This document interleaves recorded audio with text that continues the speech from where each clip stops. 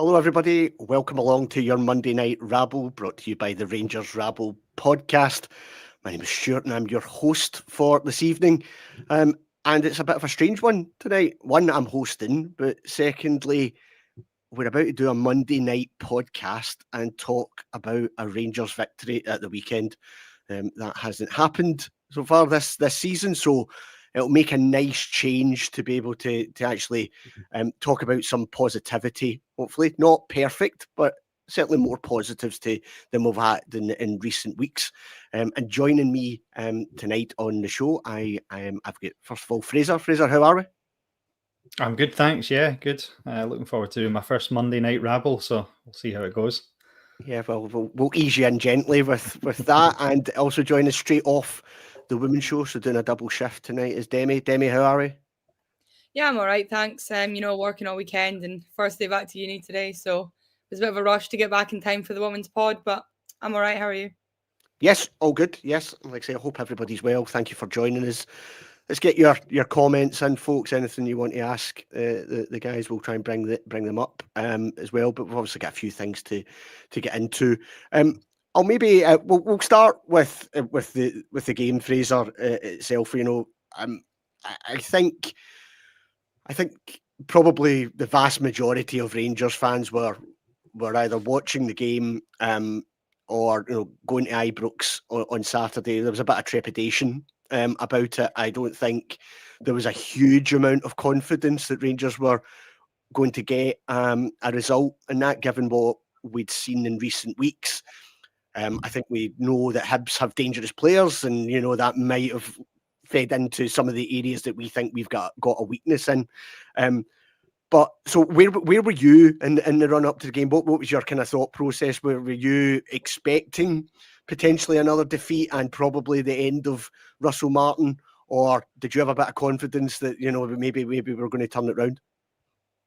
To be honest with you, running up to the game, I thought it was going to be a defeat. I thought this will be the end, just given the way that we've played recently. But when I saw the team, when I saw the actual team for the game, that's when I first started to get a wee bit of confidence, because I would say since Russell Martin took over, that's the closest to a first 11 I've seen on the pitch. Particularly, I know Cornelius is brand new, but he balanced the central defence. We had a left back, a right back playing in position. It was brilliant to see Raskin back in the team, playing in what I think is the strongest position. The only one for me, if I'd had my pick, I would have swapped Ant-Man for Mikey Moore, because I don't think I've got friends that are Tottenham fans. They rave about him, but I haven't actually seen him do anything wonderful for us yet. And unless he's ripping it up, I think we should be playing our own player in that position that I've actually seen do more for Rangers. But I was pleased with the team, so I started to gain a wee bit of confidence, and I thought, if we're going to do something, this is the 11 that we've got a chance of doing it with. So yeah, and I think within 5 minutes, I actually thought we actually looked more up for this than we have all season as well. So no, it was quite. I gained confidence once I saw the squad. In short. Yeah, and I think you're right. And Demi, I think with obviously kind of big news when the team was announced was that Raskin was back into the starting 11. I think that naturally gave everybody a bit of a boost in terms of when we seen that. I think it's just important that whole episode is now put to bed. I don't think it's been handled particularly well, but Rangers need Nico Raskin in the starting 11, don't they? Yeah, look, Nico Raskin should never have been taken out of there. Doesn't matter. In no other job, if you fall out with your manager, do they tell you, sort of not to come in? So I think it was just ridiculous, that he was even brought out of there to begin with. He was our best player sort of consistently throughout last season, but particularly towards the end. He's one who, regardless how times are going, he understands what it's like to play for Rangers, and it doesn't matter who we're playing. We could be playing Fraserburgh's under 17s, and he'd still go out there, go through anyone that he had to and give it his all. But yeah, I don't think that situation should have been dealt with publicly. I think it causes more problems when you start to when you start to mention all these things, to the press and to the fans, it's a load of nonsense. Deal with it in house. Reprimand him, however you see fit. Do it privately. But yeah, it's good to see that. Obviously he's back running the show in the middle of there. Yeah, and I mean we'll talk about Raskin's performance in maybe a bit more detail. The other big obviously talking point was before the game. Fan protests outside the main doors. Looked like several thousand turned up to that, and I want to get both your thoughts in terms of fan protests. I think everybody has the right to protest, and they certainly did that. Where are you though on the fact that the protests then continued while the match is ongoing? So clearly there was then still some more banners. We also had an interruption where, I don't know if it was table tennis balls or whatever that was flung on, so that caused a delay. I'm from the opinion I'm not sure I'm convinced that that's helping the situation. I think you've made your point. If you want to put another banner up, that's okay. You might want to do that. But interrupting the team at that point, when they had started okay, where are you in the kind of fan protest now? Is it a case that it's done now? Or is that everybody get the right to just keep doing things like that? Where are you on that?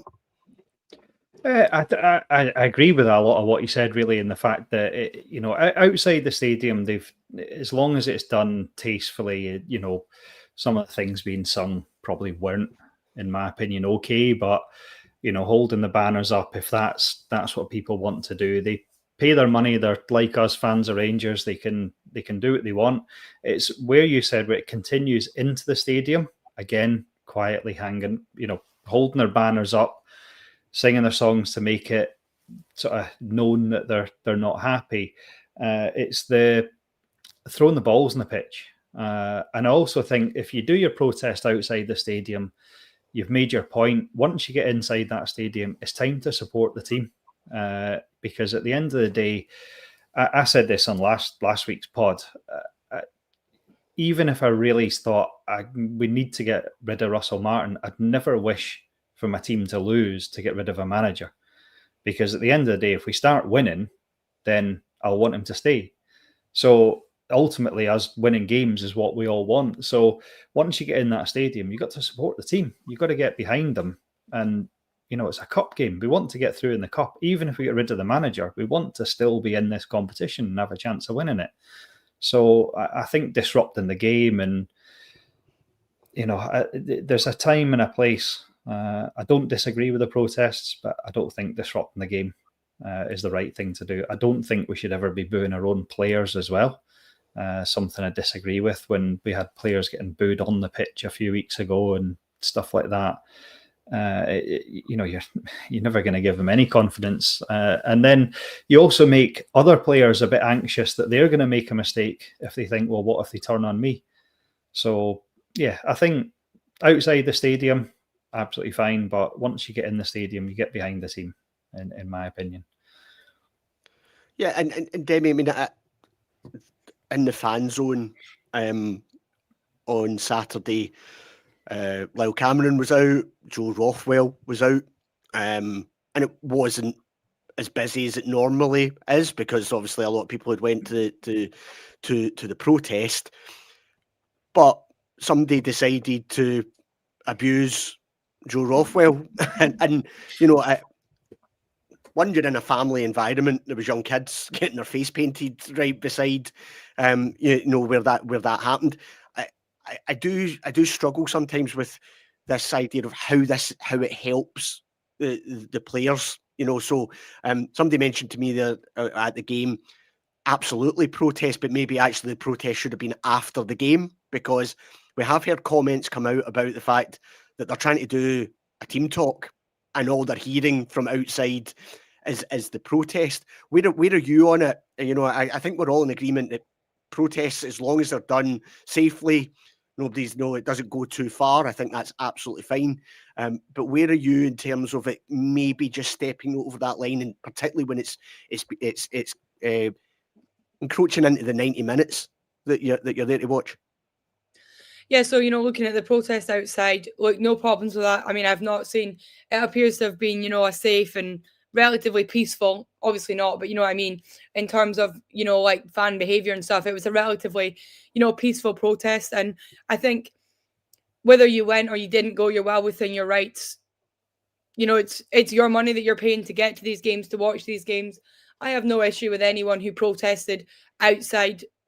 Keyword there, being outside. I think when you take it with any protest, but particularly when your main point of the protest is to sack the manager, don't then bring that into the ground where you've got 11 players on the pitch, trying to win the game. Whether even if it's about the players and not just the manager, the players need your support while they're on the park. I mean, but like you were going back to about the boos, I don't agree with booing players on. But if a game so it gets to halftime and it's been rubbish, or you lose or draw and it's been a rubbish game, fair enough, boo after the game. I mean, personally, I wouldn't, but I don't. You can't blame anyone who does if they're doing it after the fact. They're allowed to say how they feel about a situation. But in terms of the Joe Rothwell thing in the fan zone, I think like you say, there's kids there, and it's not gonna. He's doing a different part of his job when he's in the fan zone. He knows himself. All the players know themselves that the performances and results recently haven't been good enough. But while he's there in the fan zone, he's there not playing football. He's there to speak to the fans, chat to the fans, meet the kids. So I do think it's a bit of a crossover that I think some people sort of struggle with. Yeah, I just personally, I don't see how it's going to help Joe Rothwell. That's going to G him up to start performing better. But Fraser, let's move on to the kind of game itself then. And I think there was, I felt we started better, but it did feel again that we were starting to kind of get bogged down a bit. We weren't again creating a huge amount of chances, but there seemed to be a slightly more intensity to our play. I thought we were attempting to move the ball slightly quicker. So I felt in that opening period, there was some positives, but you still had that niggle that, at the back, Hibs had a few chances. They did pose a bit of a threat. But there was some early encouragement compared to what we'd seen, certainly from the previous week against Hearts. Yeah, definitely. I mean, given the day it was with the protests and everything, and I hate to use the word Russell Martin used, but there was bound to be anxiety in those players for the first 10, 15 minutes, because none of them wants to be the one that made the mistake. But I do feel like we had more control than we've had in any other league game this season. Even from the start, for all they had a couple of chances, I don't think we looked anywhere near as vulnerable as we've looked. There were times, I mean, some of the chances we were giving up in games before that were like, how did they not score? But the chances that Hibs had, there was one that went by the post that I think Butland had covered anyway. He was down. I think he would have got his hand if I hadn't gone by the post. Their goal that was disallowed obviously wasn't a chance because it was a handball. So if he hadn't handled it, would he have got onto the ball and made the run? Probably not. So I don't think they had loads of... It was made out after the game that they had all these clear-cut chances to be 2 or 3-0 up before we scored. I don't think it was that bad. I think they had a couple of chances, but there's been games that we've gone into half-time going, we could be 5 or 6-0 down. Teams hitting the post, good saves from Butland and stuff like that. So I think we definitely had we had more control in the game. We looked more comfortable. We looked more balanced. I think the whole Cornelius Suter just looked more comfortable at the back. Granted, we didn't do a lot, but I think that for the first 20 minutes, like I said, the players, they weren't brave enough to try and make something happen because I think they were anxious of making a mistake. And then they started to realise that actually we're not too bad here. We're quite comfortable, and they grew in confidence as the game went on. So it wasn't a brilliant start, but it was better. It was certainly way better than what we've had up to now this season. And Demi, I think what was important was getting that first goal. I will touch on the Hibs disallowed goal, because I think there's a kind of an interesting point to be made about that incident. But Ibrox became very, very toxic again. I think if we that goal stood and we were a goal down, getting in front, giving that, just releasing the pressure ever so slightly, that was absolutely vital. I'm not convinced we come back if Hibs score first, but it did seem to just relax the players and give them a bit more confidence when we got that goal. Yeah, the game, even sort of on the build up and when people were speaking about it, you sort of, you knew that if we scored first, we would probably win the game. We've not played very well, but we've also not scored first at Ibrox yet. So I think it was everyone knew if we scored first, we'd do all right to sort of see the game out and win. But yeah, I think that Hibs goal sort of been ruled out. Rightly ruled out, I would say, but that Hibs goal being ruled out sort of really, I think it gave the players the sort of kick up the backside that they needed, to actually lock in and focus on the game and get comfortable on the ball. If you make a mistake, you fix it. You help your teammates. If they make a mistake, you go and fix it. But yeah, we got a win at last, which is brilliant. I mean, I'll take another 40 games like that from now till the rest of the season if it means we win the next 40 games. Yeah, I mean, and Fraser, that opening goal, we've seen it before. We've seen it last season. For someone that's quite a diminutive figure, Raskin is actually very good in those situations. His ability to time that run, his ability to attack the ball and get the header on target. It was a great ball in by Tav. Clearly something that they're working on there. But, we'll bring Raskin into the conversation now, because actually he was the head and shoulders above everybody on the park in terms of the level of performance that he put in on Saturday. But given everything that had happened, it just had to be him that was going to get that opening goal. And the celebrations were a bit, strange as well, I felt, in terms of, certainly some of the players trying to push him in terms of, lap this up.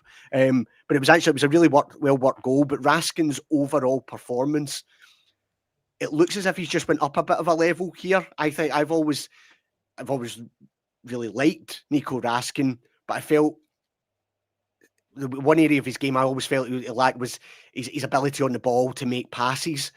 I thought we've seen an improvement on that Saturday, and also just his ability to get by players. He was dropping shoulders, etc., to get us moving, get us up the pitch. He was driving us forward. I thought he was excellent on Saturday. What do you think of his performance? Yeah, I mean, a couple of things to say on Raskin. I think that he was everywhere. Every time something was going on, Raskin was involved in it. I don't know if he felt like he just wanted to get out there and prove himself, whether he was trying to get one up Russell Martin by basically saying, look what you've been leaving out. I don't know, but it was probably at the best I've ever seen Raskin play. He looked like, he reminded me of Barry Ferguson. We used to get games by the scruff of the neck and run the show. I think everything went through him. He looked determined. I think it was fantastic. You can't not play him now in that position. That's he's got to play on Thursday. He's got to play going forward in that position, because he was outstanding. The goal itself, I think he did that twice against Celtic last year. I'm sure. I know he definitely did it once, but I'm sure he scored that same goal twice against Celtic. But certainly the goal at Parkhead was almost a carbon copy of what we've seen at Saturday. I mean, he has popped up with goals from crosses, certainly. But it looks clearly something that they've worked on, and clearly, they've recognised that he's got an ability there. Yeah. Teams will soon start to waking up to that, though. So that's we'll need to come up with a kind of plan B from that resort. But like I say, I just thought his overall performance in terms of driving us forward, I thought he was excellent. And we then get a second goal, Demi. Like I say, it was almost as if there was a bit of a weight lifted off their shoulders with that, because within a few moments, then you're then 2-0 up, and it just changed the whole dynamic of the game. This goal's actually, again, really nicely worked. It's a really nice ball from Raskin. Mikey Moore, who I want to talk about a bit as well. It's a good run into the box. Shot's kind of deflected, and there's Mioski to tap it in. I think it's important that Mioski's now off the mark. I felt a bit for him, because I think he's putting in a huge amount of effort into the game, but we're not creating enough for him. I mean, this is a guy that we know, if we create chances, we'll score goals. He's done it in the past in this league. So it was great to see him finally getting off the mark.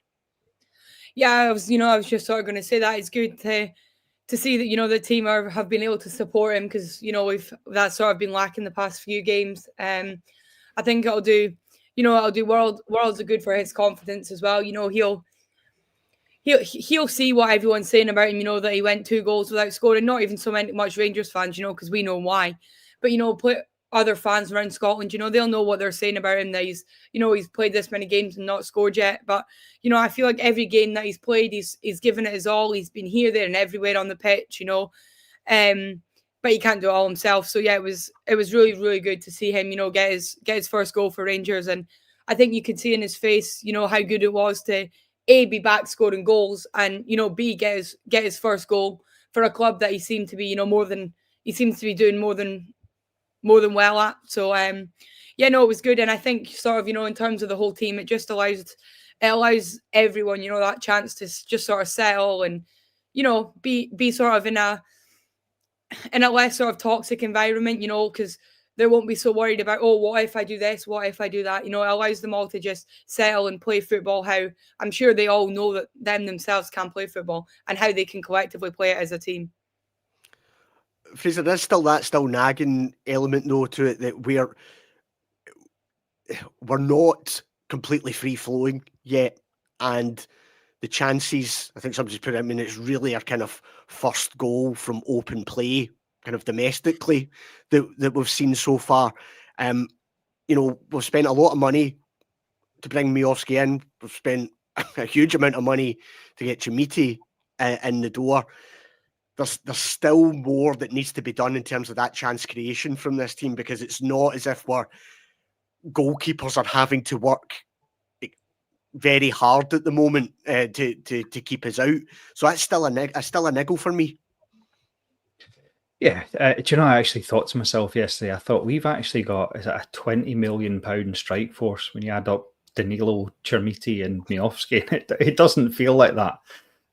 One thing I notice about Mioski is he looks genuinely really happy to be a Rangers player. He looks really like he's really bought into Rangers, almost like I have a feeling he probably, he wanted to come to us as much as we wanted him.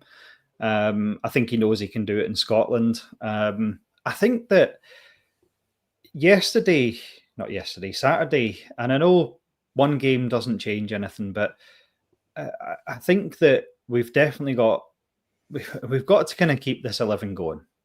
We've got Livingston away, we've got Genk. They're both tough games, but I don't think that the manager is going to get changed. So I think it's time to actually now give him a few weeks of playing this first 11, things being a little bit more settled. And I think chances will come. We can't stay this bad. I think we will improve. Back on something I want to mention on the Raskin thing, I actually think the way Russell Martin, not the first half of it, but I think Raskin coming back into the team, I think Martin dealt with that very, very well. I think he was brave enough he wasn't too stubborn to not put him in the starting 11. I think the way he took him off with a couple of minutes to go to actually let Raskin get the ovation for the way he played. And then afterwards in the interview, he was full of praise for Nico and said, look how good a player he is. And I think some really stubborn managers would actually, because they've had them out of the team for 2 or 3 games, wouldn't actually be brave enough to praise the player. They'd almost want to say, "Oh, he did okay, but it's a team effort." But he gave Raskin a lot of praise, and I think the way he's actually handled bringing him back in has been really good. And potentially, it shows players, if you play well, you will get the praise. I don't know if it's coming across what I mean, but I think he dealt with it really well. Yeah, I mean, I think overall, I think the whole incident has been probably handled quite poorly, and I think I would have just liked to have seen them resolve it so that we could have had a Raskin in the middle of the park against Celtic, for example. I think it could have been resolved quicker than that. But he's back now.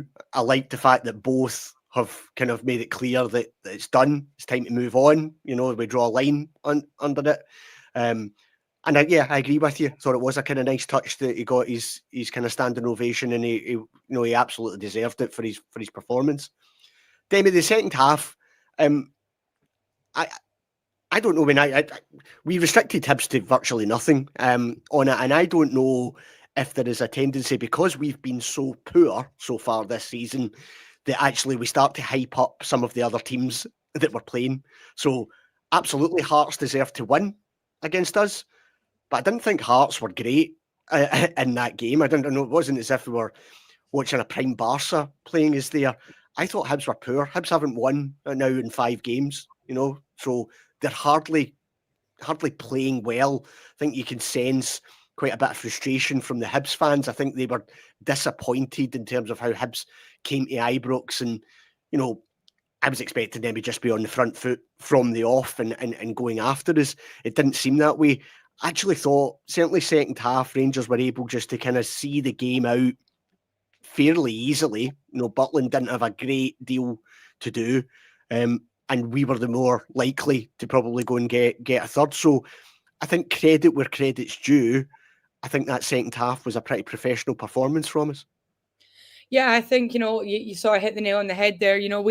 We've seen a month's worth of, less than acceptable performances and way less than acceptable results. So, I think we do sort of go like, oh, anyone could beat us. And, we sort of, like you say, we hype up these teams who have sort of at Hibs at last season, the latter half of last season, they went X amount of games unbeaten, Hearts started the season well. But, there wasn't really, especially when we played Hearts, they beat us, but they didn't have to, they beat us, sorry, but they didn't have to, work particularly hard to beat us. We were just even worse than they were. So yeah, I would agree with you. I do think these teams aren't as good as we're hyping them up to be. We're just sort of scared, because we've seen the results at the beginning of the season. But yeah, I know this second half is, it's sort of what I'd expect from a Rangers team. It's go out and get the game won. You're through whether you win 1-0 or 5-0. Get a couple goals, sort of chill the game out, make the changes that you need, and just settle the game. And we've got enough good players, particularly in our midfield. Okay, yes, we haven't, they haven't played particularly well, but as individual players, we have a lot of talented, particularly midfielders who can hold the ball and see games of football out. Yeah, and I think we did that fairly comfortably. I want to talk about Hibs' disallowed goal, Fraser, if I can, because do you think that, one, there's the question of they've managed to identify that handball, but couldn't identify an absolutely glaringly obvious handball the week before? And I'll ask you a question. Do you think that goal gets chopped off if the Shankland incident the week before hadn't have happened? Potentially not, no. I think that they've probably seen it and thought, just like you said, we can't do this again. It's a far harder decision to identify. Yeah. What Demi said about us as gaining confidence after their disallowed goal, I sat Saturday evening thinking, if they'd disallowed Shankland's, that could have given us the confidence to maybe play a bit better and end up winning that game. It's amazing the small differences in a football match. Or on Saturday they don't disallow that and we lose 3-0 and Martin sacked it. But yeah, there's no way there would have been riots if they had not disallowed that goal, and that's 2 clear handballs, in 2 weeks. So yeah, potentially if Shankland's hadn't happened, then maybe that wouldn't have been disallowed on Saturday. I do think that something I've got to say, I always hear about people talking about biased referees in Scotland. I think referees in Scotland live a life of anxiety. I think every decision they do, they think, if I get this wrong, what's going to happen to me? And I don't know if it's necessarily that they deliberately ignore things. I think sometimes they bottle decisions, or like you said, they make decisions because they think we've got to make amends for what happened last time. I think it's an anxious thing with Scottish referees. They're terrified to be the one that upsets Celtic or Rangers. So yeah, I think they've probably seen that and thought, we've got to give this because we didn't give it last week, potentially, yeah. What do you think, that, Demi? Like I say, it's staggering that those watching a game on a monitor can pick out, like I say, he has handled it. I think Martin Boyle's reaction showed you everything. There was no complaint when it was chopped off. So, it was a handball. It's helped him control it to then go on and make the finish. But the fact that they've been able to identify that, yet they couldn't identify a more glaringly obvious one. We've talked long and weary about referees here, but the standard that those 2 decisions completely baffle me in terms of how you're making one and not the other. And it does beg that question to me, that if there hadn't been the kind of furore about the fact that we've, Hearts got a goal that they probably shouldn't have, I'm not sure.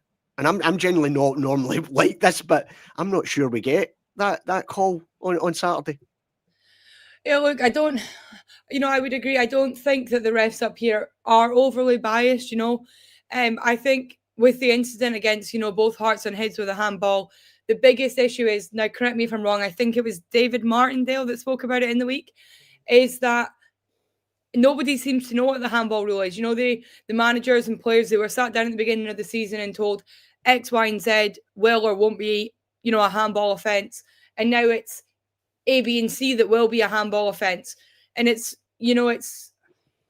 I don't think everyone's on the same page of what now is a handball and what isn't. So, I think that refs are scared to make these sort of decisions because genuinely, because I don't think that they know what is classed as a handball in this day and age and, what isn't. But yeah, I would agree with that. I think if it hadn't been highlighted in the VAR show to be a mistake at Ibrox the week before, that Martin Boyle's goal probably would have stood.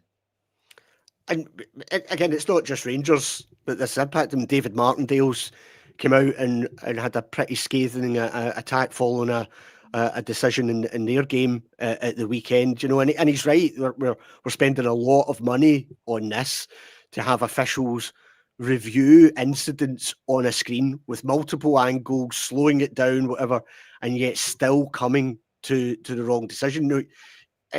You might as well get rid of it if that's the case, because actually I think that there would always be a frustration if a referee and his assistants maybe called something wrong, but you can probably give that leeway that in real time that could be quite difficult.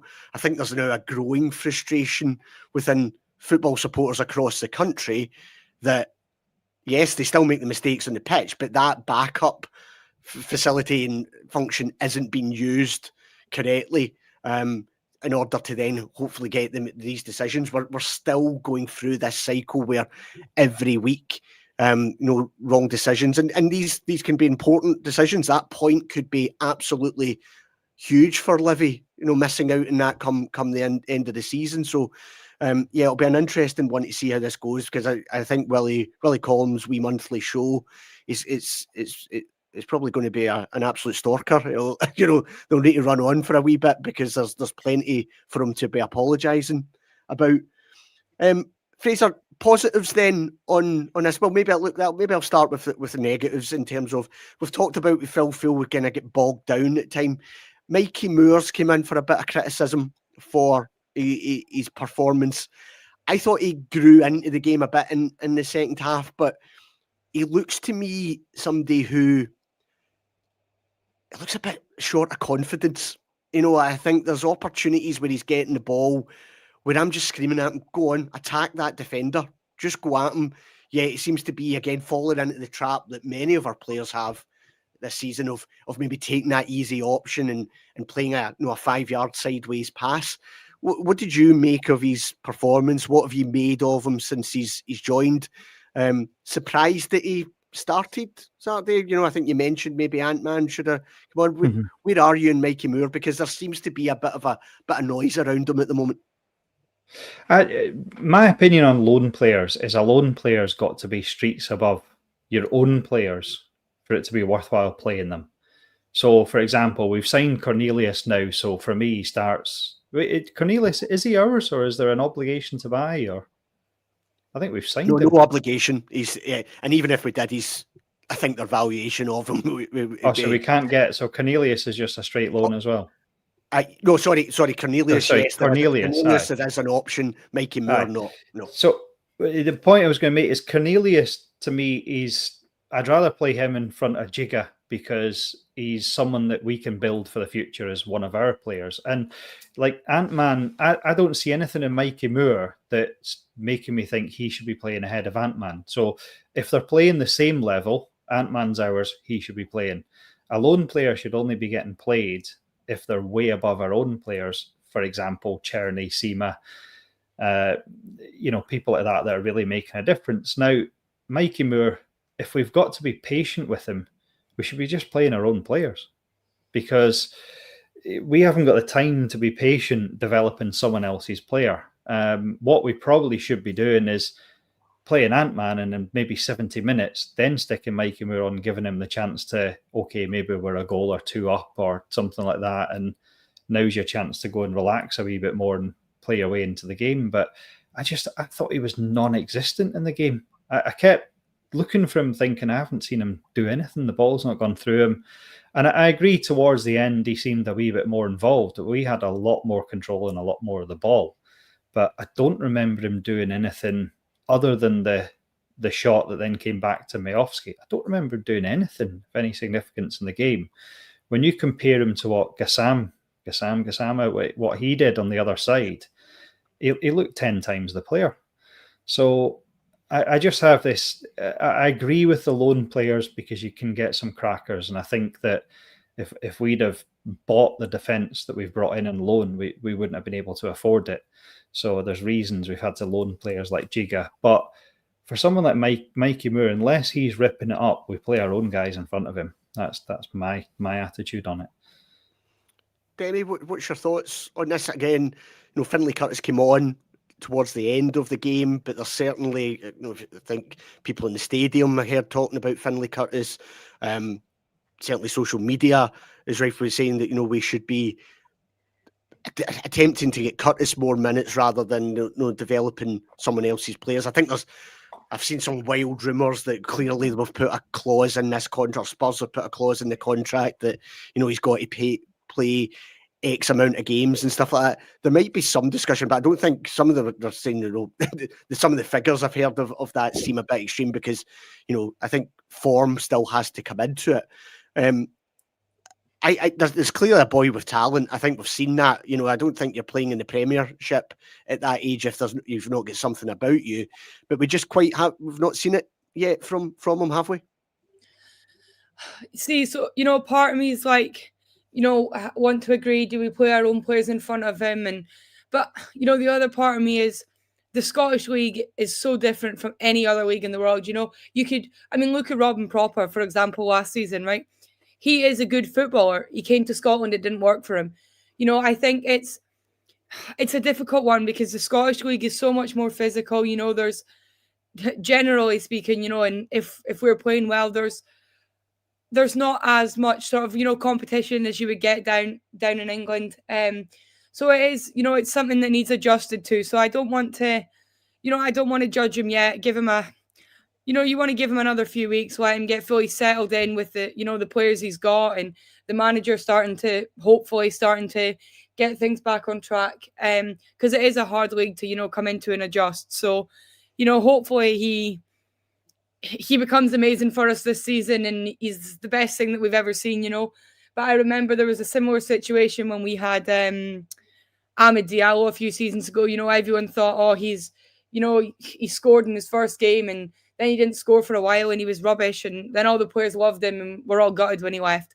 So, I think it's too early to be judging him yet. But on Finlay Curtis, it does, it's really sad to see that, Finlay Curtis, absolutely, he's a Rangers fan, grew up a Rangers fan. He knows what it means to play for the club. And, he was, at one point, his goals per ratio minutes, I can't remember exactly what they were, but they were just through the roof. He was scoring all the time. So it's unfortunate because on the other hand, obviously you want to see Finlay Curtis playing more football. Yeah, and look, I think we also have to appreciate that. Okay, yeah, look, he's came with a kind of big reputation, but first time that Mikey Moore's probably stayed away from home. He's maybe on his own and stuff like that as well. There will be a bit of a adapting for him to be getting done there. So I don't think I'm at the stage where I'm completely writing him off. But I think Ant-Man, I thought, looked more lively when he came on. Actually, he had an absolutely brilliant run where one of the goals of the season that would have been if he'd been able to put that in for that mazy run. So I think what we're saying, but at least we've got options, and certainly in Fraser Gassam, I thought he looked absolutely our kind of biggest threat. Looks as if there's a kind of a nice relationship building there with Mahoma on the left back, who again continues to impress me the way that this boy's just came in. Again, he is a young lad, but he seems to have just come in and fitted straight into that left back position. Keen to get your thoughts though on Asgard and Cornelius. I was slightly surprised to see some negativity in our group chat about both of them. I thought that was Asgard's best performance for Rangers. Still, we could get more from him. It's not. I'm not saying we're seeing him at his peak there. I'd like to see us getting him involved higher up the park in that kind of 10 role. But I thought it was a decent performance from Asgard. Yeah, he should be our number 10, and I think he's only really started a couple of games in that position. So I think he will. Everyone's talked about him, that's seen him in training and the stuff he can do, and you obviously saw what he did for Norway. But he's got to settle in. It's going to take him. It's going to take him a few games. I'm just trying to think. Obviously, he didn't start the season, so the only games he's really played in have been really tough games. The game away to Bruges, he's played in he started the Celtic game, didn't he? Sure. He did. He started the Celtic game, yeah. So again, probably doing a wee bit anyone. more of that kind of man marking role. So again, on McGregor, so probably not his natural game. No, so he's only just starting to play in that position, but I think he can go on to be, I think, one of our star players. I think Gassam on the left. It was nice to see Martin again almost admitting he'd made a mistake by putting him back in his natural position, because that's where he performs best. The only thing about Gassama is I thought that he did one trick too many at times. I think he was almost he was beating players 2 or 3 times, and then instead of making the pass, almost like he was doing it too much. But maybe the pass wasn't there. He's on the pitch. He can see who's available, but almost like there were a few too many tricks. But they're brand new. They're all brand new with each other. And a lot of the negativity with the result, there were people that weren't happy that we'd beat Hibs 2-0. And I actually thought in a normal season, a League Cup quarterfinal against Hibs 2-0 at Ibrox, you'd be quite happy with that. That was a fine result. And other than a couple of chances that they had, we ran the game. So these players that they'll grow into it. I think Asgard, I have no worries about him. I think he'll become a brilliant number 10 for us. Gassam, I think, is fine. I think Mioski's fine. I think there's a lot more positives from Saturday than it's almost like people don't want to be happy with the result. Like, no one likes Russell Martin, so they almost don't want him to do well now. They're sort of almost like but I don't want to be happy with the result. I don't want to be happy with things. I don't want him to start winning games because they just want him out. But at the end of the day, if he starts winning games, I don't care who he is, you know? Yeah, and I thought Cornelius as well, just having that left footer there, you know, it just providing that balance with that to that centre half partnership. I think absolutely, he's clearly a bit of a leader. He talks during the game. You can absolutely see him doing that. I know he was getting a bit of criticism because for the disallowed goal, Martin Boyle, you know, got away from him.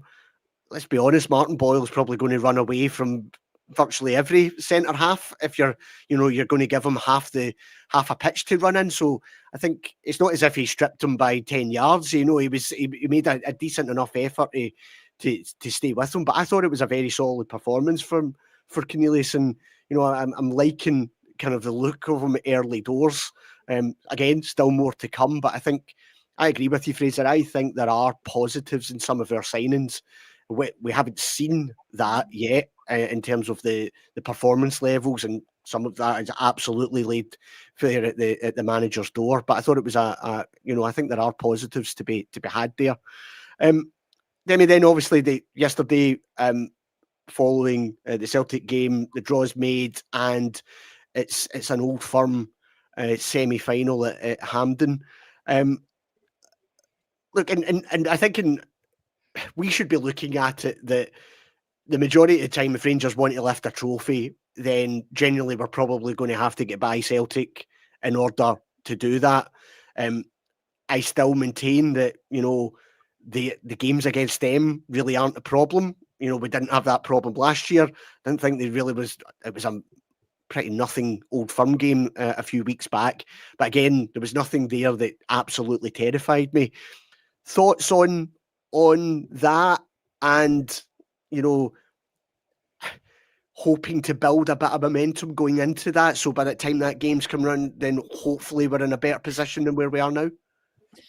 Yeah, I mean, you know, at this point, as much as, you know, we've said nobody's particularly happy with, you know, Russell Martin leading the team here, but you know, while he's here, we've got to you know, sort of back the team, and for now we've got to hope that, you know, everything that he said about giving him time and waiting for the window to shut and all of this, now that, you know, his problems seem to be sorted, you know, internally. I know he's got family issues at the minute, but, you know, inside Ibrox, the issues seem to be sorting themselves out and the window's shut.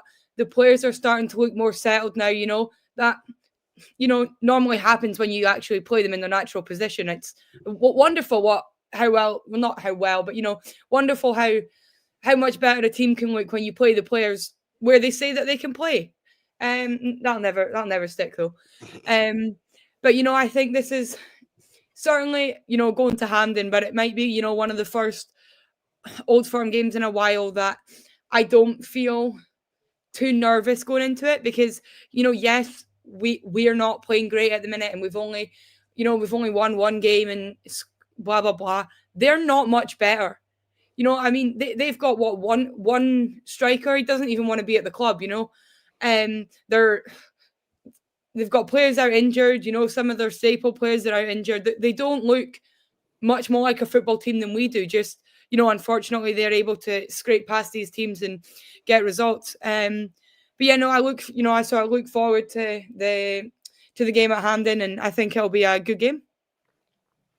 Yeah, and let's say it. You know, it was something to look forward to. Interesting, I've seen quite a few things online today. Normally, you would expect the game to be the Sunday. I see there's some chat that both Rangers and Celtic might make the case to have it on the Saturday because of Europa League commitments coming up. Whether the police agree to that I'm not so sure. I still think it will probably be the Sunday, and good opportunity for Motherwell and St Mirren. They've missed the two biggies, so one of them's going to get a cup final out of it. So yeah, it'll be interesting. Job done on Saturday. That was the main thing. It released a bit of the pressure. It was nice to go away from Ibrox at a weekend and not have your weekend completely ruined by Rangers. So that was nice. But it leads us into then, Fraser, Thursday night. Obviously Europa League. It's Rangers Thursdays. Generally, again, I think we would be, any other season, we would be really looking forward to this. And I think we would be looking at Thursday night as Genk at home. Yeah, we'll take care of that. Now, they're currently 14th in the Belgian league, 16-team league. Beat again at the weekend. Although looking at the stats from that game, they were playing USG. It was a late injury time goal that got USG the winner, but I think Genk did play pretty well within it, but they are not getting the results. That they do look a bit in turmoil, similar to ourselves. But it's strange, isn't it? I think in any other season this would be right. Well, it's going to be 3 points on the board because this is what we do in the Europa League. But even with how bad we've been, surely we should still be looking at this game as a game that we need to be taking 3 points from. Yeah, I thought long and hard about it, and part of me thought, see if we got even a 2-2 and we looked lively and we scored a couple of goals. It's a bit. We need a bit of a performance. We should be aiming for 3 points, but I don't think if we draw, it's that much of a disaster as long as we're showing a little bit more progress, a little bit more confidence on the pitch. But if we draw, I'd like to see us at least score a goal or two. If it's a 0-0, that's where I'll feel disappointed with a draw. But if we look like we can create, we can score a couple of goals, I think I wouldn't be happy with a draw. But do you know what I mean? I want to feel like we've moved on, like we get this same first 11, we can start creating some chances. But it is a game we should be winning. If you look at it on paper, this is one of the ones that you should look at and say, right, that's one of the ones we should have in the bag, as 3 points. So, but I don't know. We've been in a really bad place. I think as long as we turn up and we put in a decent performance, a draw or a win, I'd be okay with that. Demi, it's important though, isn't it, to kind of build a bit of momentum here. It would be really, really disappointing to get a decent display against Hibs. I don't think anybody's sitting here saying it was absolutely brilliant, but I think it was a decent enough performance. We deserved our victory. It would be really disappointing then if this team go into Thursday night and don't kick on from that and turn in a really sloppy performance, like say against they did against Hearts. So with regards to team selection for Thursday, do you think the manager will make changes? Obviously, we'll have 3 games and kind of almost a week there. Or are we going to see virtually the same 11, maybe the odd change? What's your thought process and kind of where the manager might go in his team selection? Yeah, like you say, you want it to be one that, you'll kick on from the one way, especially you think about it, we go to Hampden, it's less than 6 weeks away, 5 weeks away maybe. The way to win football games is to get used to winning football games. That's just how it is. You win 1 game, you win 2, you win 3. With every win, your confidence goes up. And, I reckon a lot of these players, that we've signed, they'll start to play better, when they have confidence in themselves and in each other. So, yeah, I do think that it's vital that we win on Thursday night. I wouldn't expect to see, sort of too many changes. Like you say, no one's saying that, we played spectacularly on Saturday, but for the first time we got a win. And, we weren't great, but we walked away from there in the next round of the cup. Do you know what I mean? All we're looking for right now is winning games of football. And he tried that starting 11, and it worked for him. So, Maybe, you know, if he'd been winning loads of games, he could afford to be making changes. But, you know, given his previous results, I would expect a very similar team on Thursday to what we've seen on Saturday. And Fraser, based on what Demi's just said there, given the start to the season and given the pressure that Russell Martin is under, is Europe a free hit for him? Or if he was to lose on Thursday night, and with maybe 2-0, 3-0 to get, could you see the board reacting to that? Or is Europe completely separate to this, and actually it'll more be that game by game, but domestically that they'll be looking at? I think, first of all, in a team selection, I think it's imperative that he picks at least the same 11, if not that Ant-Man Moore change, because we've got to start getting some momentum with the players on the pitch. From your question there, I don't think it's a free hit. Like I said, I think if they had a well-fought draw, or maybe a narrow loss, say we lose 2-1 or something like that, I don't think that'll have a bearing on Martin's future. But if we lose 3-0 at Ibrox against Genk, I think that could push him over the line. I think that Livingston's a must-win. I think Genk's a must-perform, not necessarily a must-win, because at the end of the day, domestic's got to come first. That is the main. That's this thing that we've just not been good enough at. So, yeah, I mean, if we get battered on Thursday night, I think Martin will have to go, because you've got to show some sort of progress. But it's not as important, I think, in the board's mind as Livingston. That's the must win, in my opinion.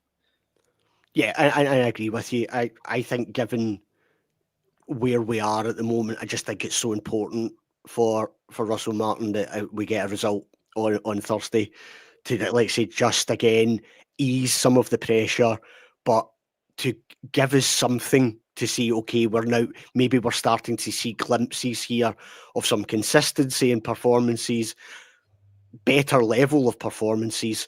And like I say, I think it's a game that, we still want to do well in Europe, and I think a home game against Genk, given their situation, we should absolutely be going out and getting the 3 points there to kind of kickstart that tournament in the right way for us. Before we finish up, I'll put you on the spot just for a little score prediction for Thursday night. What you thinking? What you thinking, Demi? I think there will be sort of goals. I'm going to predict 3-2 to us. Mioski, Nico Raskin, and James Tavernier to score the goals. We're even getting goal scorers there. Fraser, what you thinking? Don't know if be as brave to say goal scorers, but I think we can beat them 2-0. I think we'll similar to Hibs. I think we'll keep it quite tight, and I think we'll score a couple. I'd love to see Mioski continue his scoring streak. Not really bothered who scores, to be honest, but I think Mioski. I think he's going to kick on from there. He looks happy. He looks ready to be a Rangers striker. In fact, he's the most exciting Rangers striker I think we've signed in years, in my opinion. Yeah, I mean, I'll say 3-1. I think people have talked about maybe Mikey Moore dropping out, Ant-Man coming. I think that's probably right. The interesting one for me is also Chimite. I think we need to start giving this boy some game time, because I was really disappointed that opportunity he had. That if he found that again, I think that would have just lifted a weight off the shoulders in terms of that price tag and get him off the mark. But it'll be interesting to see when we start to see this lad, because I can't imagine we're paying that money and he's going to warm the bench. He needs to be given slightly longer than 10 minutes here and there to that. So that'll be another interesting one. I'd love to see us go with 2 up top at certain games as well. I think that could be a real option and give some teams some problems. But folks, we will call it quits there. Thank you for all your comments throughout the show. Thank you for joining us. A big thanks to Fraser and Demi for joining me on the show tonight. Really appreciate it, guys. Great content from both of you. I think Martin will probably be back tomorrow with some sort of morning rabble, afternoon rabble, I think. But yes, I'm getting in the background, getting a thumbs up. So he'll be back tomorrow, folks, for that. And he can tell you all about his weight loss program that he's been on. He'll be able to fill you in on how that's went this evening. But yeah, we'll leave it for there, folks. Enjoy the rest of your Monday night, and we'll speak to you very soon. Cheers.